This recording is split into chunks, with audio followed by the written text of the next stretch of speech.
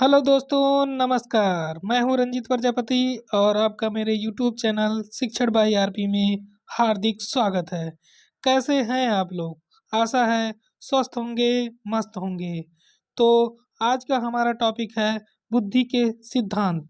आज हम लोग बुद्धि के सिद्धांत के बारे में सीखेंगे। बुद्धि के सिद्धांत तो कई लोगों ने दिया है, पर जो एग्जाम में पूछे जाते हैं मैं उसी सिद्धांत को लेकर आया हूँ। जैसे स्पीयरमैन हो गए, थॉर्नडाइक हो गए, स्टर्नबर्ग हो गए, हावर्ड गार्डनर हो गए।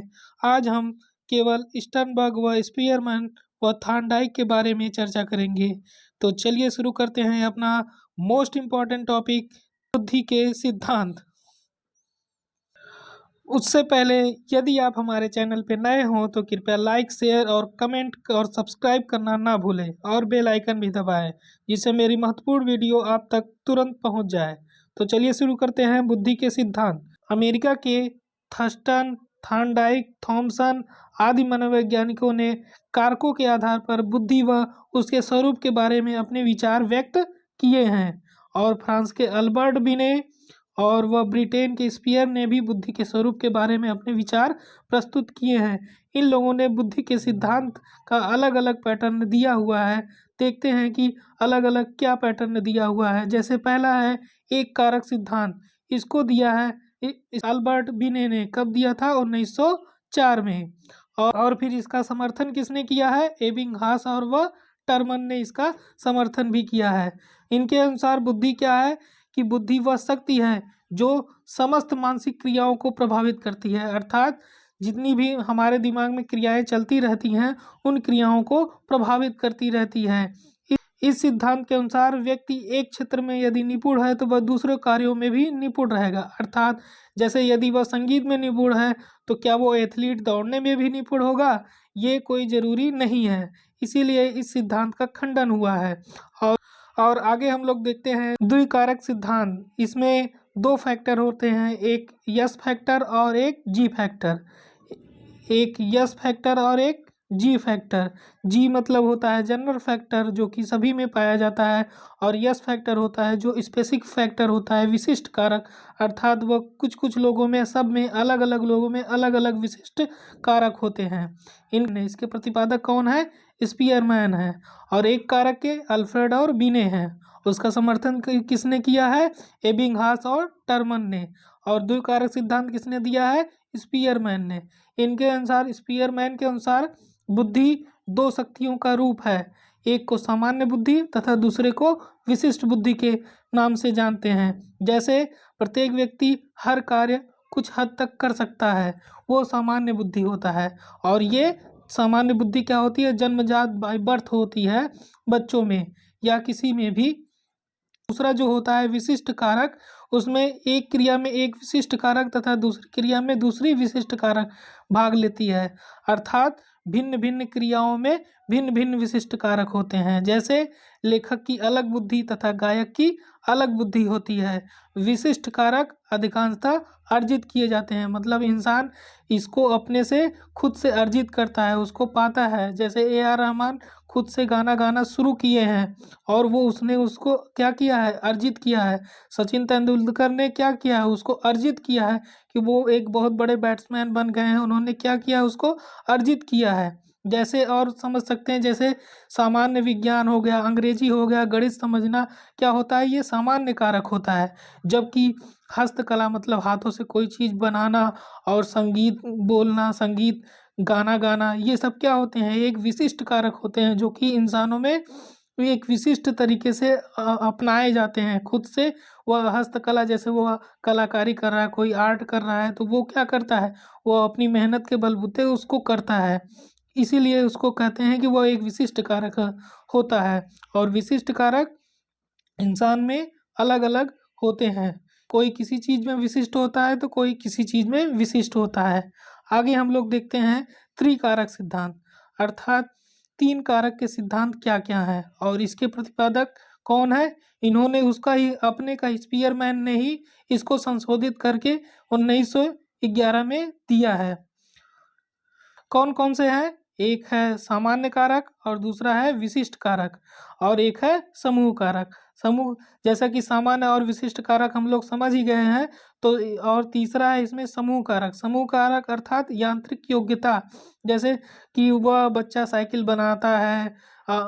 बनाता है, खिलौने बनाता है, ये सब कौन सी योग्यता होती हैं? यांत्रिक योग्यता होती हैं, वो उसके अंतर्गत पाया जाता है, एक समूह में आता है उसकी। तो वो ये क्या हो गया? समूह कारक। और आंकिक योग्यता अर्थात गणितीय संबंधी उसके अंतर्गत नॉलेज होती है, ये होता है समूह कारक। शाब्दिक योग्यता, जैसे कि नेता हो गए, वो अपने भाषण से सबको प्रभावित करते हैं, उनके अंदर ये कारक होता है, तो ये समूह कारक में आते हैं। और बौद्धिक योग्यता अर्थात जो अपने व्यक्ति अपनी इंटेलिजेंस अपने दिमाग के बलबूते करता है, अपनी मानसिक क्रियाओं के द्वारा करता है, उसे क्या कहते हैं? समूह कारक में ये सब बुद्धियाँ आती रहें। आगे हम लोग देखते हैं थार्नडाइक की बुद्धि का सिद्धांत क्या है। थार्नडाइक का बहुकारक बुद्धि का सिद्धांत, यह बुद्धि जो है विभिन्न कारकों का मिश्रण माना जाता है, जैसा कि नाम से ही स्पष्ट है, बहुकारक अर्थात इसमें कई कारक पाए जाते हैं। विभिन्न कारकों का मिश्रण माना है, किसी भी मानसिक कार्य के लिए कई कारक एक साथ मिलकर कार्य करते हैं।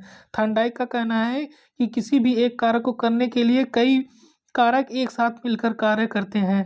जैसे अब साइकिल बनाना हुआ, तो उसमें उसके आई हैंड का कोऑर्डिनेशन होता है कि हाँ, इसको किस तरीके से, जैसे इसमें मानसिक क्रियाएं भी भाग ले रही है और हस्त क्रियाएं भी भाग ले रही हैं, तो ये क्या हो जाता है कि कई कारकों का भाग लेता है। जैसे आंगिक योग्यता हो गया, इसमें भी आई हैंड कोऑर्डिनेशन होता है। और गणितीय संबंधी योग्यता, जिसमें कि बच्चा जैसे गणित का सवाल सॉल्व कर रहा है, तो उसके आई हैंड कोऑर्डिनेशन भी काम कर रहा है, उसकी मानसिक क्रियाएं भी काम कर रही हैं। तो इसे ही कहते हैं कि विभिन्न कारक एक दूसरे के साथ मिलकर इसमें कार्य करते हैं। शाब्दिक योग्यता हो गया तथा भाषण देने की योग्यता, वही शाब्दिक योग्यता अर्थात भाषण देने की योग्यता, तो इसमें कई कारक मिलकर कार्य करते हैं। जैसे और थार्नडाइक ने देखिए क्या माना है कि intellect is constituted of separate factor, अर्थात ये देखिए कितने कारक इसमें मिले हुए हैं, न्यूमेरिकल फैक्टर, वर्बल फैक्टर और स्पैटियल फैक्टर, तीनों कारक मिलकर के ये अलग अलग मिलकर के एक साथ कार्य करते हैं। आगे हम लोग देखते हैं मोस्ट इम्पॉर्टेंट जो है कि अक्सर एग्जाम में पूछे जाते हैं, स्टर्नबर्ग का त्रितंत्र का सिद्धांत। इसे आधुनिक सिद्धांत के नाम से भी जाना जाता है और ये आधुनिक सिद्धांत में भी आता है।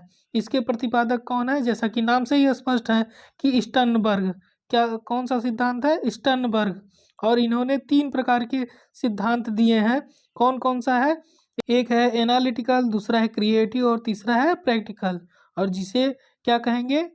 व्यवहारिक बुद्धि अर्थात प्रैक्टिकल, व्यवहारिक बुद्धि अर्थात प्रैक्टिकल, क्रिएटिव मतलब रचनात्मक और विश्लेषणात्मक मीन्स एनालिटिकल। तो इसमें कहा गया है कि एक ही क्षमता के बजाय अलग अलग घटकों में तोड़कर समझाने का प्रयास करता है। इसमें बच्चा क्या करता है कि उसकी क्षमता एक ही होती है, लेकिन वो अलग अलग अर्थात विश्लेषण बुद्धि का उपयोग करके समझता है चीज़ों को, उसको तोड़ मरोड़ के समझता है, अलग अलग भागों को तोड़ करके समझता है। जैसे पहला हम लोग देखते हैं कि व्यवहारिक बुद्धि। व्यवहारिक बुद्धि क्या होती है कि जैसे जिसका उपयोग करके व्यक्ति आसपास का काम कर ले या सामंजस्य स्थापित कर ले, अर्थात समाज से रिलेटेड है कि समाज में उसको कैसे रहना है, कैसे बातचीत करना है, कैसे अपने नैतिक मूल्यों का कैसे विकास करना है, उसको कैसे उपयोग में ले आना है, ये सब उसकी क्या आ जाती हैं? व्यवहारिक बुद्धि आ जाती हैं। और रचनात्मक बुद्धि, रचनात्मक बुद्धि अर्थात अपने अनुभव या पिछली घटना का इस्तेमाल करके कुछ नया करता है, अर्थात जैसे साइकिल बनाना सीख करके वो मोटरसाइकिल बनाने लगता है, अर्थात कुछ नया करने की कोशिश करता है। और आगे देखते हैं विश्लेषणात्मक बुद्धि। विश्लेषणात्मक बुद्धि क्या होती है कि जैसे छोटे छोटे भागों में तोड़कर उसको हल करना। ये तो नाम से ही स्पष्ट है कि विश्लेषणात्मक अर्थात उसका विश्लेषण करके चीज़ों को सीखना। पहले जैसे शरीर के एक अंग को जान करके फिर पूरे शरीर के बारे में जान लेता है कि हाथ क्या होता है, आँख क्या होता है, नाक क्या होता है। ये चीज़ें समझने के बाद मतलब एक एक उसके पार्ट को समझने के बाद वो पूरे शरीर के बारे में जान जाता है, अर्थात विश्लेषणात्मक के बाद संश्लेषणात्मक की तरफ बढ़ता है। तो इसे ही हम कहते हैं विश्लेषणात्मक बुद्धि। और यदि आपको मेरे द्वारा दी गई जानकारी अच्छी लगी हो तो कृपया लाइक करें, शेयर करें और कमेंट करना ना भूलें। आपका दिन शुभ रहे। धन्यवाद।